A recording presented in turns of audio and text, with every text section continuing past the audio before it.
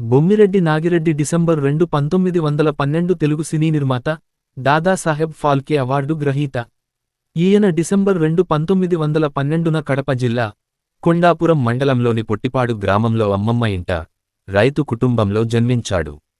ఈయన స్వస్థలం సింహాద్రిపురం మండలంలోని ఎద్దులయ్యగారి కొత్తపల్లె వై.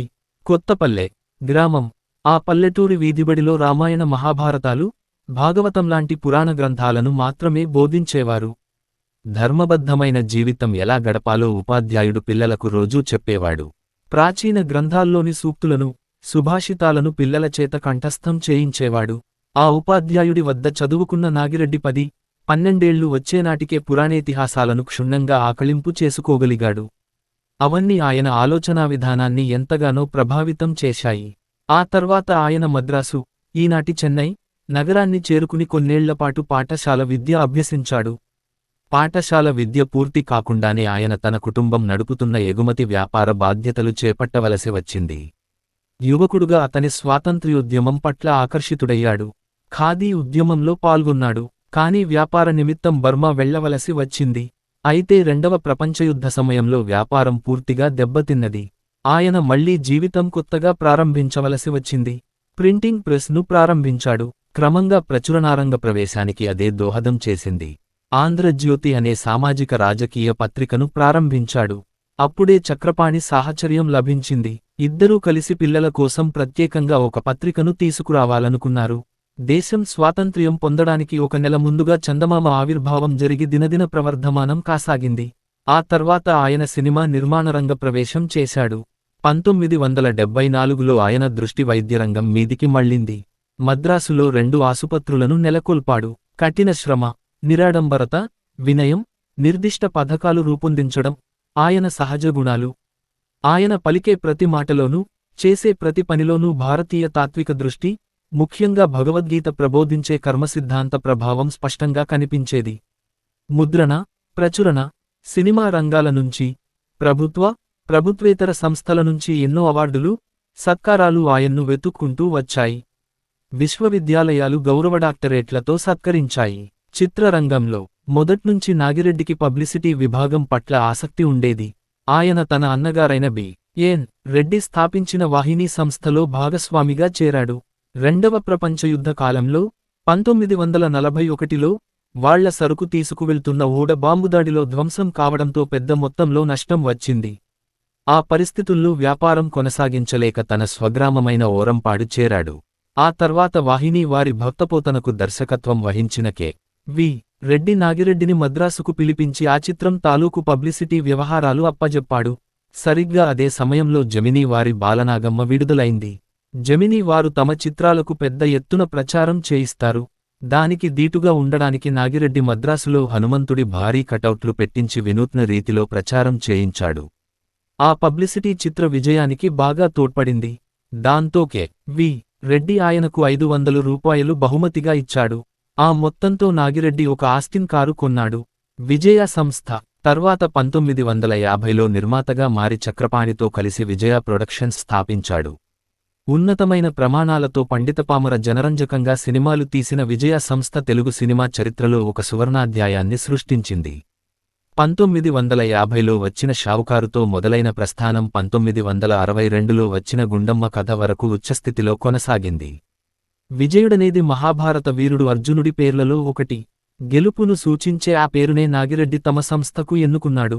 ఆ పేరు విజయ సంస్థకు సార్థకం కావడమేగాక పత్రికా ప్రచురణ, వైద్యం లాంటి ఇతర రంగాల్లో కూడా ఆయన్నే అంటిపెట్టుకుని ఆయన్ను విజయాధినేతగా మార్చింది.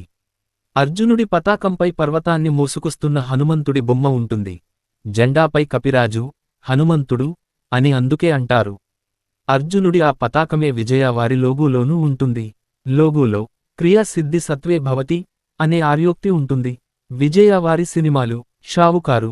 విజయ ప్రొడక్షన్స్ వారి మొదటి సినిమా ఎల్వి ప్రసాద్ దర్శకత్వం వహించిన షావుకారు 1950. ఇది తెలుగులో మొట్టమొదటి అభ్యుదయ చిత్రంగా, తెలుగు సినిమాకు పునాదిరాయిగా కీర్తి అందుకొంది. సినిమా రచనలో అంతకు మునుపెరుగని వాస్తవికతను సాధించడమే ఈ కీర్తికి కారణం. అయితే అప్పటి ప్రేక్షకులు ఆ సినిమాలోని కొత్త భావాలను ఆదరించలేకపోయారు.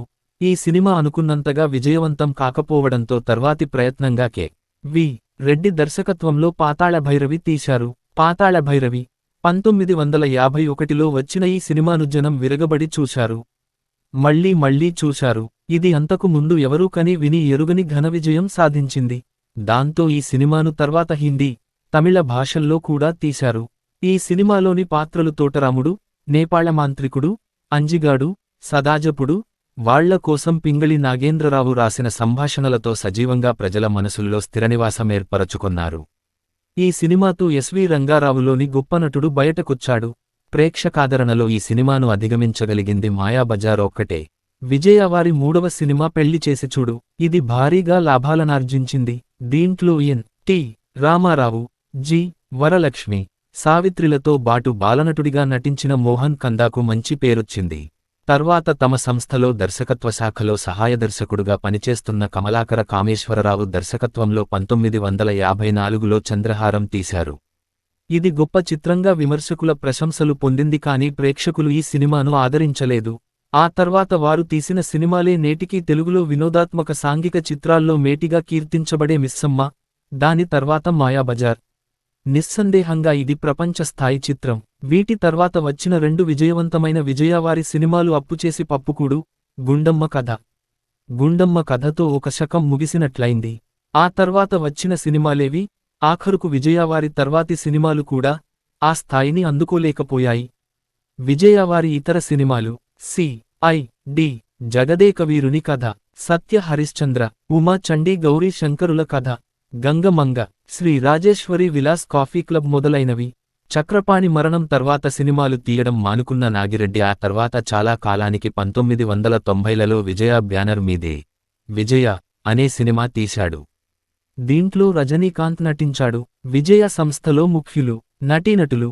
విజయ సంస్థ ఏర్పడిన నాటి నుంచి ఉమా చండీ గౌరీ శంకరుల కథ వరకు వారి ప్రతి సినిమాలోనూ హీరో ఎన్.టి. రామారావు గారే. ఆయనతో బాటు విజయవారి ఆస్థాన నటులుగా ఉన్నవాళ్లు ఎస్వి రంగారావు, సూర్యకాంతం, రేలంగి, రమణారెడ్డి తదితరులు. వీరి నటనా ప్రతిభ ఎలాంటిదో ప్రత్యేకంగా చెప్పనక్కరలేదు. ఆ కాలంలో నటులు ఇతర సంస్థలు తీసే సినిమాల్లో హీరో వేషం వేయడం కంటే విజయవారి సినిమాల్లో ఎక్స్ట్రా వేషం వేయడమే మిన్నగా భావించేవారు. చాలా మంది నటులకు విజయవారి సినిమాల్లో నటించాలనే కోరిక మాయాబజార్తో తీరింది. ఆ సినిమాలో నాటి చిత్రరంగంలోని నటులందరూ కనిపిస్తారు. అక్కినేని నాగేశ్వరరావుకు విజయవారి సినిమాల్లో నటించే అవకాశం మొదట మిస్సమ్మ సినిమాతో వచ్చింది. చిత్రరంగంలో అడుగుపెట్టడమే హీరోగా అడుగుపెట్టిన ఆయన ఆ సినిమాలో పూర్తిస్థాయి హాస్యపాత్ర పోషించాడు. మాయాబజార్ తర్వాత ఆయనకు గుండమ్మ కథలో సహనాయకుడి పాత్ర వేసే అవకాశం వచ్చింది. అది ఆయనకు 100వ సినిమా కూడా. అది గొప్ప అదృష్టంగా భావించిన ఆయన ఆ సినిమాకు పారితోషికం తీసుకోలేదు. కానీ నాగిరెడ్డి ఆయనకు ఇవ్వవలసిన మొత్తాన్ని ఒక విద్యాసంస్థకు విరాళంగా ఇచ్చేశాడు. తెరవెనుక నిపుణులు, దర్శకులు ఎల్.వి. ప్రసాద్, షావుకారు, పెళ్లి చేసి చూడు, మిస్సమ్మ, కె.వి. రెడ్డి, పాతాళ భైరవి, మాయాబజార్, జగదేకవీరుని కథ, మొ. కమలాకర కామేశ్వరరావు, చంద్రహారం, గుండమ్మ కథ. కె.వి. రెడ్డి, కమలాకర కామేశ్వరరావులిద్దరూ మొదట్నుంచి విజయవాహిని సంస్థల్లోనే పనిచేస్తున్నారు. ఇద్దరికీ ఒకరిమీద ఇంకొకరికి అచంచలమైన విశ్వాసముండేది. ఇద్దరిలో ఎవరికి దర్శకుడిగా అవకాశమొచ్చినా ఇంకొకరిని సహాయదర్శకుడిగా తీసుకోవాలనుకున్నారు. ఆ అవకాశం మొదట కె.వి.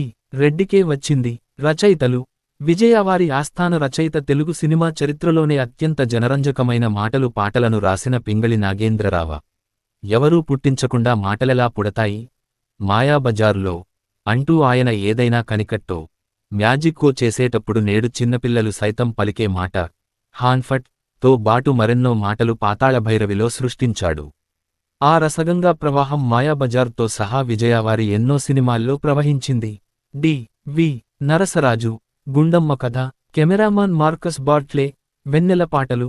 చిత్రీకరించడంలో ఈయన ప్రతిభ అనన్యం. లాహిరి లాహిరి లాహిరిలో, ఎచట నుండి వీచెను ఈ చల్లనిగాలి, ఇలా ఎన్నో చిత్రాలలో ఆయన ఛాయాగ్రహణం ఇప్పటికీ అద్భుతముగా అనిపిస్తుంది. అందుకే విజయవారి చాలా చిత్రాలలో పాటలు ఇప్పటికీ వెన్నెలలు చల్లుతూనే ఉన్నాయి. కళాదర్శకుడు మా గోఖలే. ఇతర భాషల్లో విజయ సంస్థ తమిళంలో పాతాళ భైరవి, కళ్యాణం పన్నిపార్, పెళ్లి చేసి చూడు, చంద్రహారం, మిస్సమ్మ, మాయాబజార్, గుండమ్మ కథ, ఎంగవీట్టు పిళ్ళై. సురేష్ ప్రొడక్షన్స్ వారి తొలి సినిమా రాముడు భీముడు.